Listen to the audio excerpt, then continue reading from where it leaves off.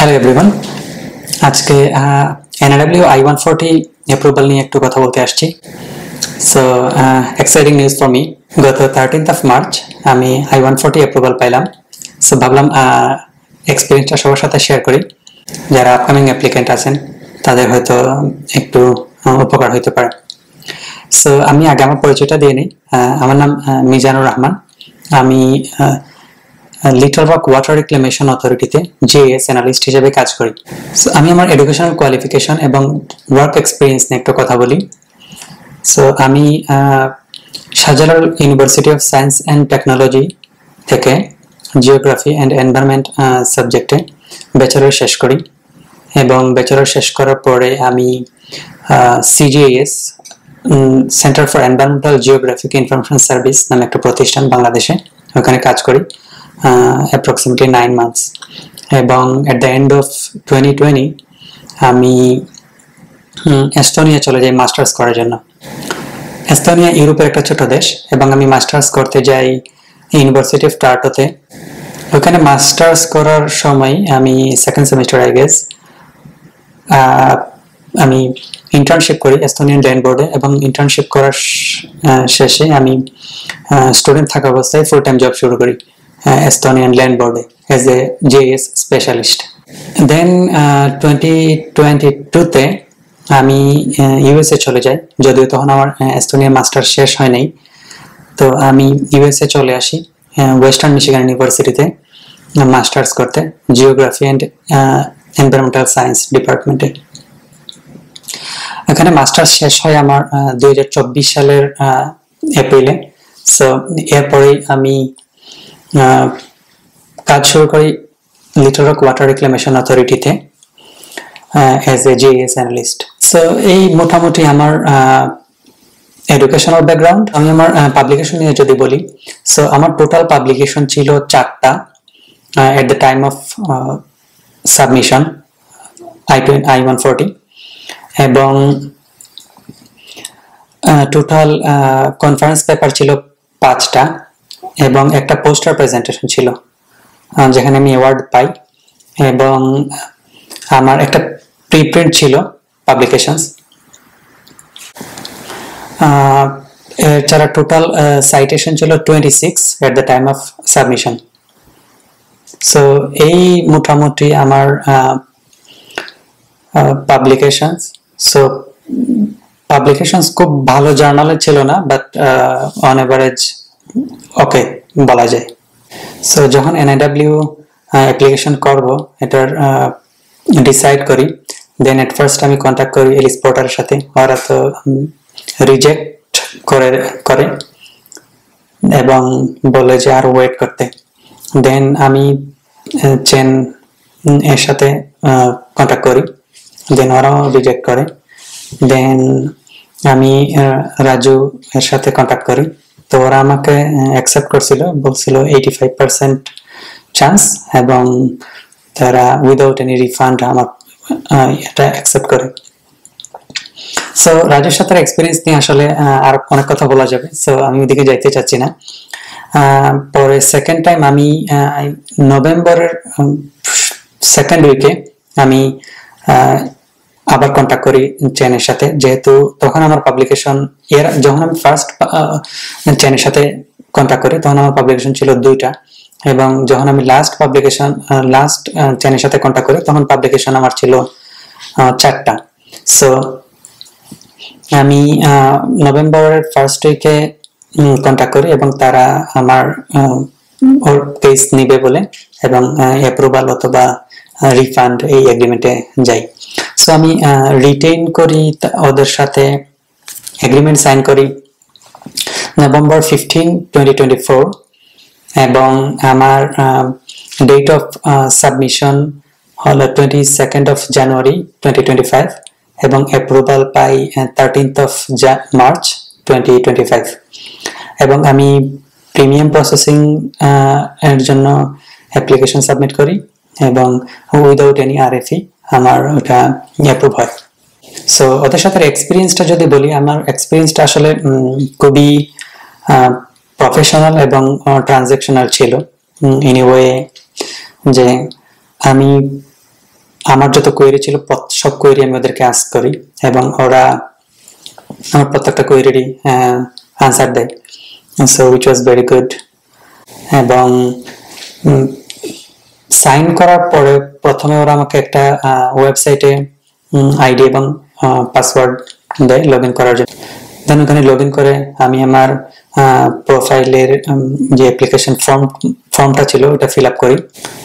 আমি আমার proposed Endeavour নিয়ে যদি বলি, আমার প্রপোজড এন্ডেভার আসলে ছিল আমি যখন ওয়েস্টার্ন মিশিগান ইউনিভার্সিটিতে মাস্টার্স করি বা ইউনিভার্সিটি অফ টরন্টোতে মাস্টার্স করি, তখন আমি আসলে জিএস জিওগ্রাফিক ইনফরমেশন সিস্টেম বা এবং রিমোট সেন্সিং এই দুটা সাবজেক্টে বেশি ফোকাস করি। সো আমার প্রপোজড এন্ডেভারে ছিল এই based on GIS and remote sensing. So আমার প্রপোজড এন্ডেভারটা ছিল এরকম যে আমি জিএস এবং রিমোট সেন্সিং ইউজ করে কিভাবে ডিফরেস্টেশন এবং এয়ার কোয়ালিটি ইমপ্রুভ করতে পারি ওটা নিয়ে আমি আমার রিসার্চ এন্ডেভারটা সাজাই।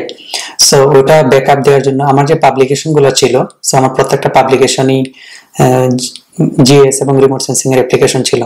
সো এতে আমার জন্য আমার রিসার্চ ব্যাকগ্রাউন্ড এবং প্রপোজড এন্ডেভারটাকে ইন্টিগ্রেট করা খুব সহজ হয়েছে। আমি টোটাল অফ 15 ডেজ সময় নেই আমি আমার প্রোফাইল এবং রিসার্চ ব্যাকগ্রাউন্ড এগুলো সবকিছু ফর্ম ফিল আপ করার জন্য, এবং 15 ডেজ পরে ওরা ইভালুয়েট করে, ইনিশিয়াল ইভালুয়েট করে যে সব ঠিকঠাক আছে কিনা। সব ঠিকঠাক থাকার পরে ওরা আরো 15 ডেজ নেয় আমার ফার্স্ট ড্রাফট রেডি করতে। আমাকে যখন ওরা ফার্স্ট ড্রাফট দেয় তখন আমি কিছু কারেকশন দিই। সো মোস্টলি কারেকশন ছিল টেকনিক্যাল টার্মস, বিকজ যেহেতু আমার প্রোফাইল সম্পর্কে আমি সবচেয়ে ভালো জানি, সো আমি আরো কিভাবে ইমপ্রুভ করা যায় আমি ওদেরকে বেশ কিছু সাজেশন দিই এবং মোস্ট অফ দ্য সাজেশন ওরা অ্যাকসেপ্ট করে। এবং আমি কিছু টেকনিক্যাল টার্মের খুব যাতে আরো ইজিলি এক্সপ্লেইন করা যায় আমি ওদেরকে একটু ইজিলি এক্সপ্লেইন করতে বলি, সো ওরা ইজিলি এক্সপ্লেইন করে। এবং এরপরে আমার যখন সেকেন্ড ড্রাফট দেয় তখন আরো কিছু কারেকশন আমি দেই, তখন ওরা সেকেন্ড বারও কারেকশন করে। এতে আমার টোটাল 4 বার আমি ওদেরকে কারেকশন দিয়েছি এবং প্রত্যেকবারই ওরা উইদাউট এনি কোয়েশনস ওরা আসলে আমার কথা মতোই কারেকশন গুলা করে। এবং যে লাস্ট কারেকশন যেটা ছিল সেটা হলো আমি জিএসপি বা জিওগ্রাফিক ইনফরমেশন সিস্টেম প্রফেশনাল একটা এক্সাম আছে আমাদের ফিল্ডে। সো জিএসপি পাস করার পরে ওদেরকে ওটা এড করতে বলি এবং ওইটার সম্পর্কে কিছু ডেসক্রিপশন দিতে বলি। সো ওইটা আমার জন্য একটা বেশ ভালো, আমার পিটিশনে একটা বেশ ভালো ভ্যালু এড করছে বলে আমি মনে করি পার্সোনালি। ওরা আমাকে টোটাল 3টা প্যাকেজ অফার করে, $5,000 without any recommendation, $5,300 with 2 recommendation এবং $5,600 উইথ 4 রিকমেন্ডেশন। সো আমি 4টা রিকমেন্ডেশনই ওই প্যাকেজটাই নেই, বিকজ আমার প্ল্যান ছিল whatever it takes আমি বেস্ট আমার সাইড থেকে আমি আমার বেস্ট এফোর্টটা দিব। সো আমি 4টা রিকমেন্ডেশন দিই। সো আমার রিকমেন্ডার ছিলেন 3জন বাংলাদেশি, এক বাংলাদেশি ভাই, উনি মিজোরি স্টেট ইউনিভার্সিটির অ্যাসিস্ট্যান্ট প্রফেসর, আর এক ভাই উনি রিসার্চ সায়েন্টিস্ট হিসেবে আছেন আই থিঙ্ক ইউনিভার্সিটি অফ আইডাহোতে, আর আরেকজন বাংলাদেশি প্রফেসর উনি বেগম রোকেয়া ইউনিভার্সিটির প্রফেসর এবং he was very good, like he has around 12,000 citation। এবং আরেকটা এই 3টা ছিল ইন্ডিপেন্ডেন্ট রিকমেন্ডেশন লেটার, এবং আরেকটা লেটার নেই আমি আমার থিসিস সুপারভাইজার কাছ থেকে, যদি ওনার সাথে আমার টোটাল 3টা পাবলিকেশনস আছে। কিছু ফাইনালাইজ করার পরে ওরা আমাকে I-140 ফর্ম দেয়, তো ওখান থেকে ফর্ম ফিল আপ করে সবকিছু একদম ওরা আমাকে ফাইনাল রিভিশনের জন্য দেয়। আমি ফাইনাল রিভিশন করার পরে ওরা 20 তারিখের দিকে ওরা USCIS অ্যাপ্লিকেশনটা পাঠায়, এটা টেক্সাস সার্ভিস সেন্টারে। So Texas service centre receipt notice দেয়, যেটা ওটাতে দেখলাম যে 22 তারিখ ওরা আমার অ্যাপ্লিকেশনটা রিসিভ করে। এবং আমি যখন রিসিপ্ট নোটিশ দিয়ে চেক করি স্ট্যাটাস, তখন আমাকে দেখাইছিল যে জানুয়ারি 25 থেকে ওরা রিভিউ স্টার্ট করে। সো জানুয়ারি 25 থেকে রিভিউ যদি স্টার্ট করে, ওই দিন ছিল আই থিঙ্ক স্যাটারডে, এবং পরের দিন সানডে। তো আসলে 27 থেকে স্টার্ট করে, সো 27 থেকে মার্চ 13 পর্যন্ত অ্যারাউন্ড 33 ডেজ লাগে আমার অ্যাপ্লিকেশন সাবমিশন টু অ্যাপ্রুভাল পাইতে। পার্সোনালি যেটা আমার এক্সপিরিয়েন্স, ওখান থেকে যদি কোনো টিপস বলি তো সেটা হলো যে ওরা খুবই প্রিসাইজ এবং খুবই অ্যাকুরেট থাকার চেষ্টা করে, এবং তারা এমন কোনো ডকুমেন্টস বা এমন কোনো কন্টেন্ট ওরা অ্যাড করে না যে কন্টেন্ট থেকে আরএফই পাওয়ার পসিবিলিটি আছে। যেমন একটা এক্সাম্পল দেই, সেটা হলো আমার একটা পোস্টার প্রেজেন্টেশন ছিল, সো পোস্টার প্রেজেন্টেশন ওরা অ্যাড করে নাই, বলে যে পোস্টার প্রেজেন্টেশন কোনো ভ্যালু অ্যাড করে না ফার্স্ট অফ অল।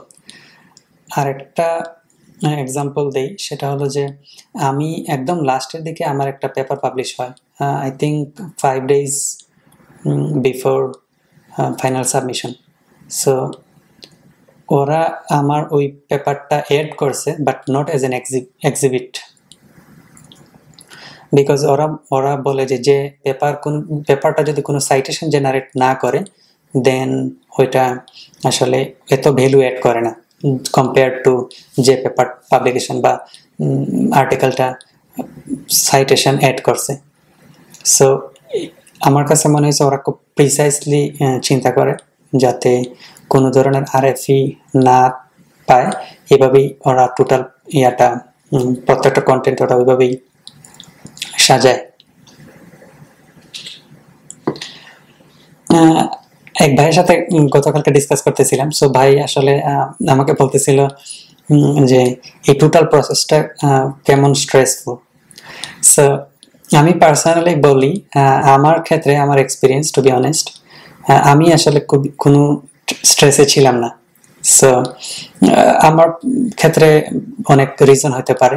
সো আমি আসলে মনে করি যে ইফ আমি যদি স্যাটিসফাইড থাকি 100%, দেন রেস্ট অফ দ্য থিংস যেটাতে আমার কন্ট্রোল নাই, এই জিনিসগুলোতে আসলে এত স্ট্রেস নিয়ে কোনো লাভ নাই। সো আমি অ্যাপ্লিকেশন সাবমিট করছি এবং I was 100% satisfied with the application and there service. So এই কারণে আমার এত স্ট্রেসফুল আমি কখনোই ছিলাম না। আমি ইভেন প্রিপেয়ার ছিলাম আরএফই আসবে হয়তোবা, বিকজ দেখতেছিলাম গ্রুপে অনেকেই আরএফই পাইতেছিলেন। সো ওটার জন্য আমি আসলে প্রিপেয়ার ছিলাম, even I was prepared for denial. So এত স্ট্রেসে ছিলাম না, টু বি অনেস্ট। আর আরেকটা প্রশ্ন ছিল ভাইয়ের যে কেন প্রিমিয়াম প্রসেসিং করছে। সো প্রিমিয়াম প্রসেসিং সাবস্ক্রাইব করার কারণটা হলো, আমি পার্সোনালি মনে করি যে যদি আপনার কাছে অনেক বেশি সময় থাকে দেন প্রিমিয়াম প্রসেসিং এ না যাওয়া that's a good decision probably. আর যদি আপনার কাছে সময় না থাকে, সো আমার কাছে আসলে আমি এখন ইনিশিয়াল ওপিটিতে আছি এবং সামনে স্টেম ওপিটির জন্য অ্যাপ্লিকেশন করব। সো ইনিশিয়াল ওপিটিতে থাকা আমার অ্যারাউন্ড আরো 25 মান্থস সময় আছে। সো আমার এজ সুন এজ ডিসিশন পাই ওটা আমার জন্য বেটার, বিকজ আমি পরবর্তী স্টেপ আমি নিতে পারবো ওটার উপর বেস করে, আমার ডিসিশনের উপর বেস করে। এই কারণে আসলে আমি প্রিমিয়াম প্রসেসিং এর সাবস্ক্রিপশন নেই। কিন্তু যদি কেউ স্টুডেন্ট থাকেন then I would say premium processing না নিলেও কোনো সমস্যা নাই। সেকেন্ড রিজন ছিল পিস অফ মাইন্ড। সো 1 বছর মাত্র $2800 জন্য 1 বছর এত স্ট্রেস নেওয়ার আসলে কোনো মানে নাই। So $2800 is not a big deal.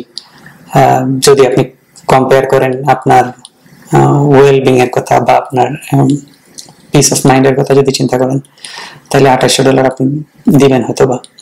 So আপনার যদি ফাইন্যান্সিয়াল অবস্টাকল না থাকে then I would say premium processing is a good choice. এবং আরেকটা ব্যাপার অনেকে বলেন যে প্রিমিয়াম প্রসেসিং থাকলে আরএফই আসে।